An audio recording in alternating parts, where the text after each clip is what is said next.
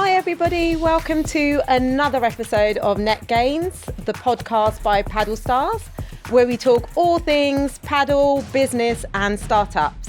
And today we're joined by a really exciting guest. He's the face of Playtomic for UK and Ireland, Alan Douglas. Alan, welcome. Thank you. Very nice to be here. Yeah, I really appreciate you flying in for this episode. Pleasure. I'm sure you're doing other business in the UK, but I'm going to assume it's just to join me on the pod.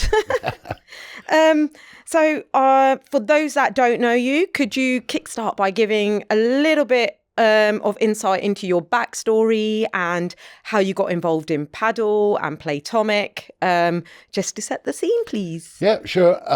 So my background is tech. I've been involved in tech and software since too many years ago. And I had a small business which was an online booking platform for squash, tennis, badminton, etc. And about maybe a little over 4 years ago, Pablo, who's one of the co-founders of Playtomic, reached out to me and said, Playtomic's coming to the UK. We see it as a big opportunity, a big market. We'd like to buy your company. And so I went along with the deal. And 4 years later, I'm still here. So they used my business as a springboard into the UK. I had a footprint in the UK. And really to use that and drive the growth of Padel predominantly through the UK. Wow, so the opportunity found you. Yeah, exactly. Pablo found me. Yeah. And I mean, do you ever have any what could have been moments should you not have accepted that offer? A good question. I think, well, I'm still here 4 years later. Yeah. So I'm still here because it's a lot of fun. Padel it's a really nice industry to be involved in. It's one of those industries that puts a smile on people's face. It's healthy. It's good for mental health, well-being. Playtomic as a company is a really nice company to work with. The people are really cool. And we're in a great industry, in a booming industry, which is nice. But it's one of those industries, and you play paddle. People come off the paddle court and they've got a big smile on their face. Yeah. And it's just really nice to be involved in that. So I'm still here having fun. That's a really lovely way of summarising Padel, actually. You've put that so beautifully. It is. You have an hour's sweat with your friends. Yeah. You come off, you've got a big smile on your face. It's a fantastic sport. Yeah. And it is a really fun space to be in, because a lot of people I also know that aren't in the industry, they just kind of ask what does it feel like? You hear about it all the time. It's such a hot sport at the moment, or such a hot topic at the moment. And yeah, it is actually just generally really good fun. And you're kind of being swept along. So you feel like you've got to ride the wave almost. There's something intrinsic about paddle. It's just an addictive sport. People who would never dream of playing tennis or joining a tennis club get dragged along to a paddle court by one of their friends who plays paddle, and they're instantly hooked. There's something, and if you could bottle it, you'd be a billionaire. There's something intrinsic about paddle that just makes people smile and enjoy it. It's fantastic. Oh, that's a beautiful line. Bottle it and you'll be a billionaire. What have you seen evolve in the last 12 months in the UK paddle scene? A few things, but specifically the emergence of chains, really 12, 18 plus months. As their first club is a success, they go back to their investors and say, look at the numbers. This is real. Yeah. There's an opportunity here. And so then they open their second club, which would typically be regional. So you might have 2 clubs in Manchester or what have you. But those chains now are beginning to look further afield. They're beginning to come sort of national, or they've got national ambitions. So you wouldn't be restricted to having 2 clubs in Manchester. You're now looking at Gloucester, example, somebody we all know. And then maybe you're looking at the Northeast. So the chains are becoming national, or beginning to become national. People are casting their net wider. Yeah. They are. I mean, I think we're probably doing the same. I think we were pulling our hair out because we're we're supposed to be building in the southeast only, but right now, we're building in Basildon, and we're building in, we've just finished a build in Egham, and we're building down in Bournemouth, and yeah, it is. I think, everyone's being a bit more braver to cast their net wider. But yeah, and you can pick that model up. You prove your model in one location, you pick it up and you drop it in another location. There'll be differences in terms of price and local demographics. As an example, here's one of the things I always get asked. I speak to so many people every week. I'm in a very privileged position. One of the things that lots of people ask me are, what should we charge? We're going to build in this town or city. What's a good price per hour, per player? And I'll share a secret with you, and don't tell anybody. But as a rule of thumb, my answer is generally this. If I were to go to a nice family restaurant, Italian restaurant, in your catchment area, and I were to buy a nice mid-range glass of wine, what would I pay for that glass of wine? It might be £8, £9, £10, depending on, or if you're in Canary Wharf, it might be £20. Yeah. There's your price per player per hour. Oh, wow. As a rule of thumb. Because you can pick that Great model top up. tip. I'm going to be using that. You can pick that model up and put it anywhere. You can put it in Canary Wharf. Yeah. You can put it in Manchester, Leeds, Newcastle, Swansea, Cardiff, and it generally works. Yeah. Yeah. Oh, thanks for that. Love that. Don't tell anyone. Oh, I'll try not to. So actually, I want to kind of get into the nitty gritty. So you get to meet a lot of operators. You travel up and down the UK. Most UK operators are on your platform. Have you seen any clear divides or tensions between the operators or governing bodies when it's coming to sort of shaping the sport in? Not really. Padel is very much driven by entrepreneurs who are commercial businesses. They're in it for profit, and there's absolutely nothing wrong with that. It's not a dirty word. Whereas traditionally tennis clubs have been community owned, committee driven, etc., and not particularly profit driven. So there's a divide there between the way that traditional tennis, squash would work, and how padel is evolving in the UK. But I personally think tennis and padel are bedfellows. I think they can work really well together. So here's an example. East Dorset Lawn Tennis Club. They went live on our platform early summer last year. 3 outdoor padel courts. And you know what it's like in business. People generally don't ring you to say thank you very much. They ring you because they want something, or they want to complain. They want to complain. And Max, the chairman from East Dorset, called me about 12 weeks after they opened, and he just called and he said, "Alan, I just wanted to say thank you for your help and advice, etc." He said, "You told us to put 55% occupancy in our business plan, just to be conservative." He said, "We've been 85% booked since we opened. We've got revenues we never dreamt of, and that's going to feed into the tennis. It's going to help us invest in our junior tennis programs, our pathways. It's going to lift the infrastructure of the whole club." So I think tennis and padel can work really well together, and I think that's the way it will evolve. Yeah, I think so too. And actually, how nice! So shout out to East Dorset Tennis Club for saying thank you. Lawn Tennis and Croquet Club. Are there any clubs and regions that you are seeing are absolutely smashing it? And are there areas that you feel that might be underperforming at the moment and there's sort of room for growth? Manchester is the hotbed of padel right now in the UK. Yeah. It's absolutely booming. London is big in padel as well, but of course the challenges in London are finding sites because A, it's expensive, and B, you're competing with a lot of logistics companies who want the indoor barns and warehouses. So Manchester, absolutely booming. Lots of clubs, occupancy rates through the roof, off the charts. The northeast of England is beginning to wake up. So Durham and Sunderland and Newcastle, Birmingham, Leeds, Nottingham, that's beginning to wake up. Obviously Bristol's well represented. Underrepresented, probably Scotland. And I say that with a heavy heart because I live in Scotland.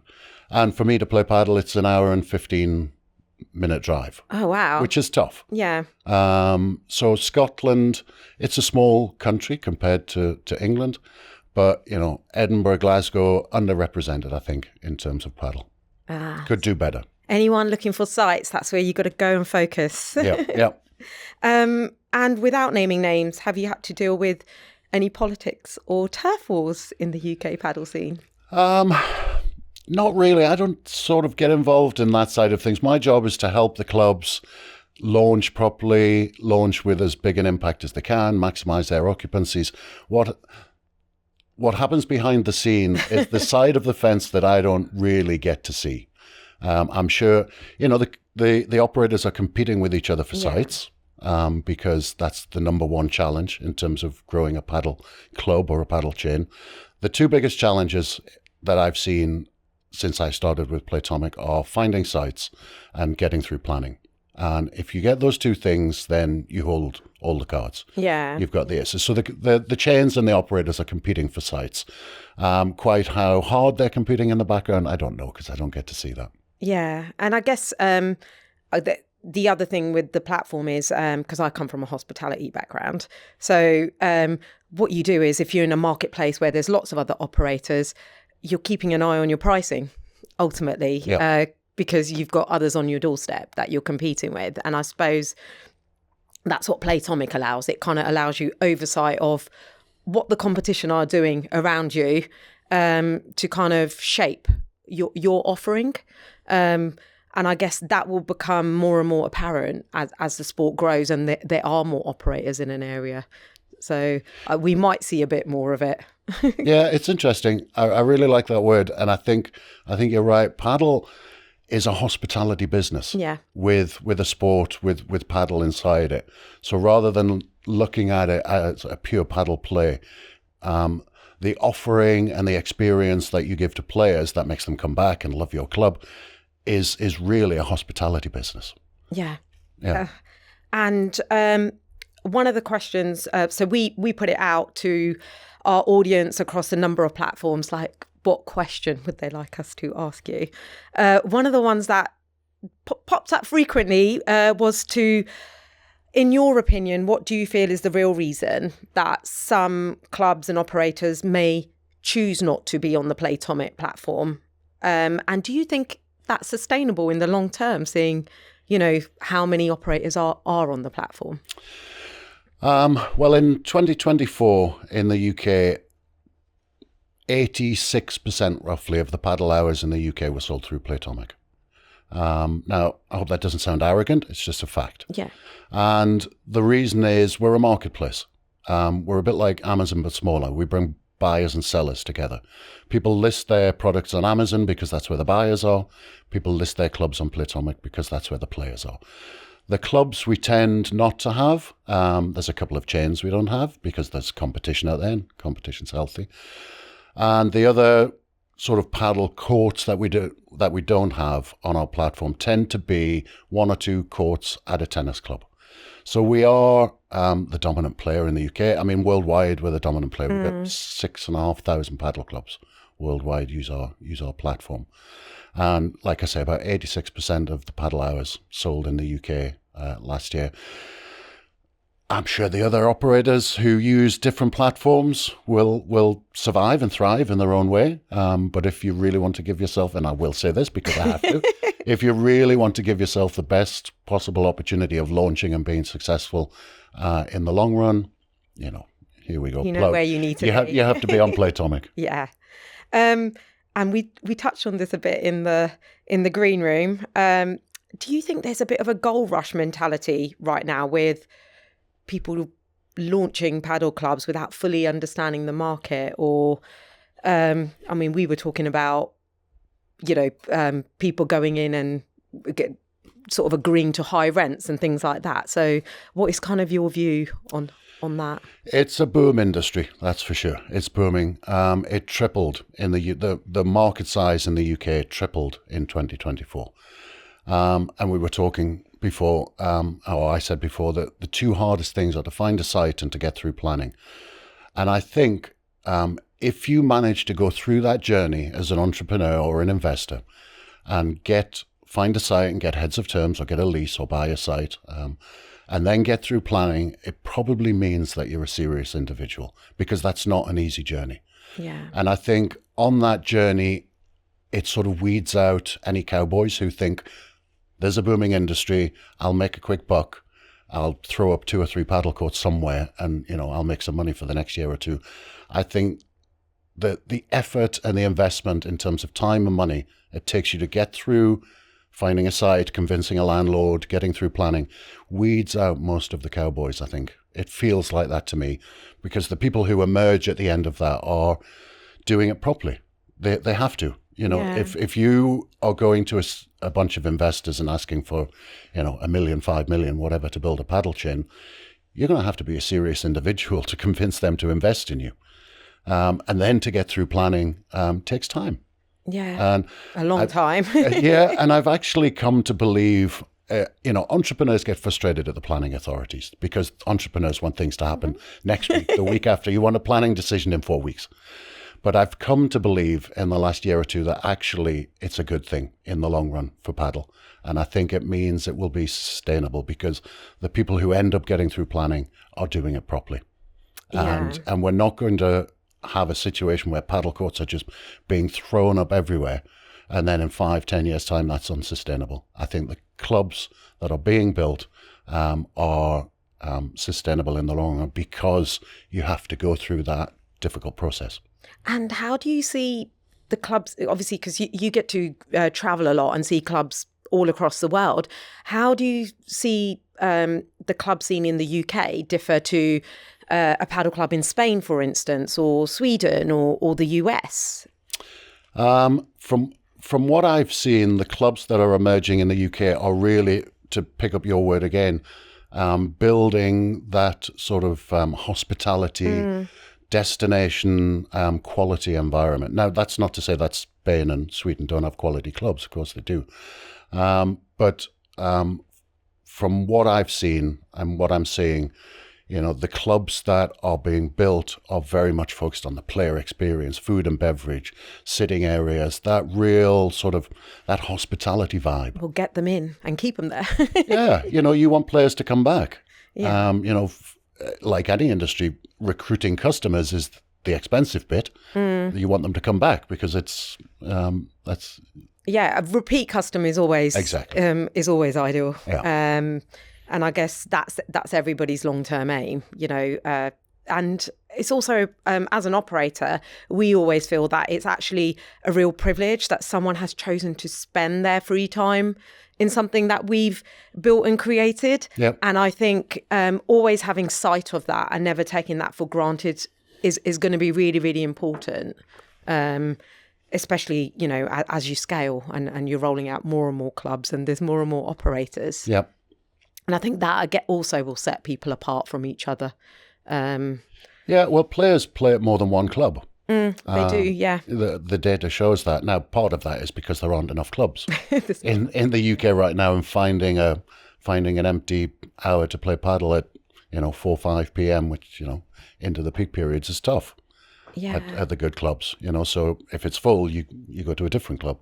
But I love that because it's kind of like you've got all your little sort of pockets of friends in different clubs as well. Yeah. Like, how unique is that experience? What other sport would kind of have that player experience or that player journey that, I go here and I meet this group of friends, and then, on the same day at 5 p.m, I might be at that club across town and I'm playing with a different circle of friends, I think it's so unique and really, really special. Yeah, I might play the Saturday social mix-ins at Rocks Lane, and then I might play with my friends at Canary Wharf or O2 or Earls Court or whatever, you just bounce around. Yeah. And I've seen recently a couple of other new booking platforms come out the woodwork, a few newbies out there. And are you seeing them as competition or a threat in any shape or form? Or do you think Playtomic's already sort of miles ahead? Well, we are. 86% of the UK market puts us in a dominant position. But, we always keep an eye on the competition. Competition's a healthy thing. Yeah. For us as a booking platform, or as an app company, for you as a paddle operator, competition keeps you honest, keeps you on your toes, keeps you investing in that player experience. Yeah, we keep an eye on them. I think it's quite flattering that the competition's emerging because they see what a great business Playtomic is, and they think, okay, we want some of that.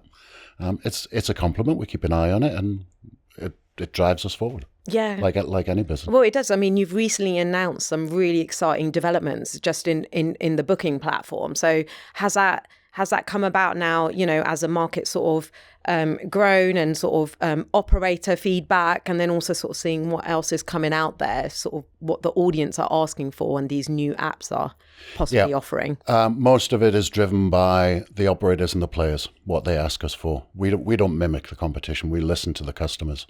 So as the chains are emerging in the UK, so 4 years ago when I joined Playtomic, there were about 3 paddle clubs in the UK. Yeah. And now there's 100 plus.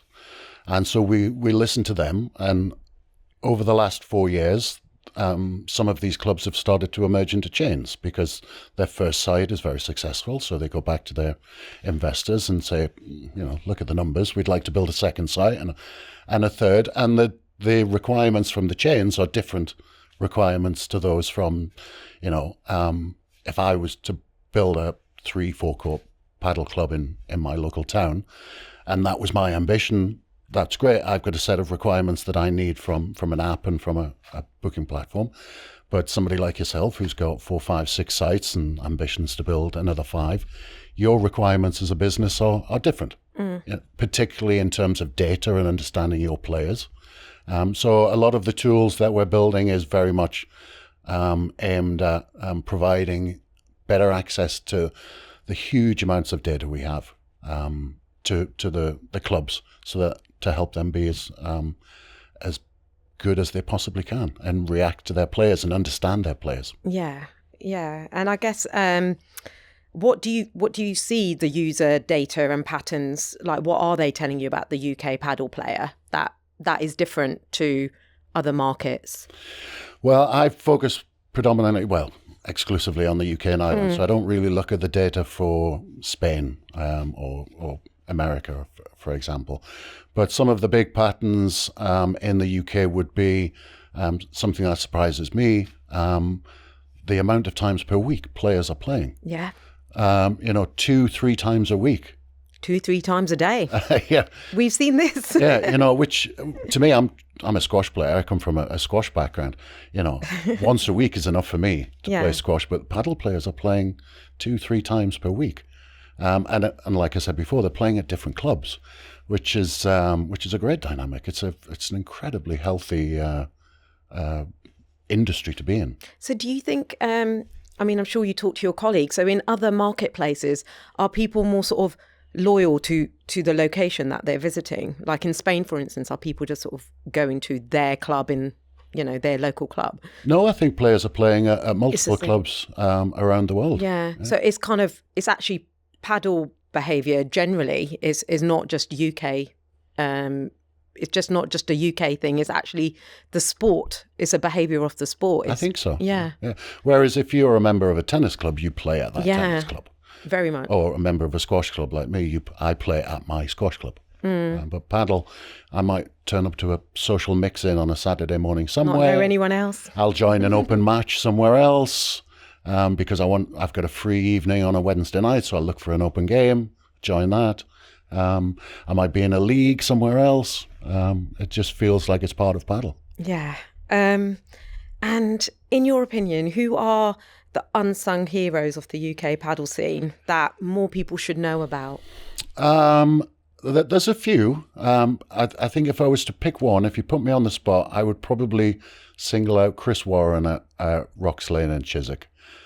He was one of the real early adopters of paddle. He's one of those 3 original clubs that I first encountered. He puts a lot of time into paddle, into juniors. He started last year with the European Paddle Tour for seniors. He's putting his own money, his own time, his own effort into that. And he's one of those people that I will send potential paddle operators to because he's very generous with his time and his knowledge. So I think to put me on the spot, I'd probably say Chris Warren at Rocks Lane. And how important do you think it is that we have more Chris Warrens, operators that spend time with others that are serious about getting into the marketplace? Because I guess you can look at it 2 ways. There is, so I was traveling recently, and there is a perception that the UK paddle scene is quite cutthroat and competitive on in other international markets. It's just their view on us, but ultimately we need to collaborate for the growth of the sport and for awareness in the sport. So how important do you think that is, sort of this kind of camaraderie and collaboration? Yeah. Well, I think it's a healthy thing, ultimately. I mean, if you look at Manchester, which is, a bit of a hotbed in paddle, the clubs that have opened haven't dented each other at all. Horrible phrase, but every boat rises in the tide. So, the more paddle clubs, the more players, the healthier industry. Now, once the market gets saturated, you might want to be a little bit more careful about recommending other clubs. But I think collaboration and working together is a good thing. Yeah. I mean, obviously, location is pretty key to opening and launching a successful paddle club. And, another piece of data, about 80% of players are within a 30 to 35 minute travel distance of their clubs. And as more clubs open in Nottingham, Leicester, etc., places that haven't been as quick to emerge as Manchester, the players are just there. The players are popping up. Demand is completely outstripping supply. Yeah. Where do you think, if you had to put a prediction on it in 2 years' time, what do you think that travel time might look like? 30 minutes to drive to a paddle club seems reasonable to me. Yeah. Like I said, the nearest one to me is an hour plus, an hour and 10. But you don't see that shortening for people as more and more are springing up? Possibly. I think it's about the quality of the club and the experience you have there. If I've got a choice between driving 30 minutes to a really great club with a really great experience or driving 15 minutes to an average club, I'll probably drive 30. Yeah. So the experience is key. I think it's about competing on quality rather than price. You were mentioning whether or not prices are high in the UK. I don't think they are high. I think they reflect the quality of experience you get when you go to these clubs. Yeah. And I think also when you're searching for a site, there is, the criteria that you're looking at is there space to have some kind of player experience there, sort of, allow you the space to create that, parking, there's a number of other factors that you're thinking about but for the customer and the customer experience. Yeah. So yeah, I think for me, it's quite important. If I can travel somewhere, I want to know, I'm not going to be struggling to find a parking space to then be rushing to the court, or just even the journey from the car park to the court. Like, how far is it? If it's I don't know, I'm playing at 9 p.m. at night, is all these little things you've got to think about to do with the player experience. Yeah. Warm, clean changing rooms, nice showers, a nice sitting area, decent coffee, a panini, flat screen TV, all of those things that create that vibe and that club vibe. They all add up to the experience the player has, friendly staff. It's that hospitality. Yeah. If you go to a spa weekend at a hotel with your better half, you walk in, you're greeted nicely, it's clean, it's warm, it's friendly, it's that hospitality experience. And paddle is the same. Yeah. Yeah. So that's what differentiates courts from a club and just popping up courts as opposed to actually building a paddle club. Yeah. I'd love to know what your biggest, WTF moment in paddle has been so far. I think the thing that surprises me, well, it doesn't anymore, but the thing that puts the biggest smile on my face, and that is one of the best parts of my job, is when I speak to, here's a real example, True Paddle in Durham. A couple of really nice guys, Alex and Adam, put their own money on the line, really invested their own time and money and built a really lovely 9 indoor courts in Durham. And their occupancies were great from day one. They got it right. They built a really nice place. And that sort of success and watching, entrepreneurs invest their own time and money, take that risk, and then for it to work and for their occupants to be really high doesn't surprise me anymore. But it puts a real smile on my face. It's one of the best parts of my job. Yeah. Watching people succeed like that. And if there was one thing you could change about the UK paddle scene, what would you love to change, but you can't yet? Okay, if I was king for a day, I think women are underrepresented in terms of players. It's about 22%.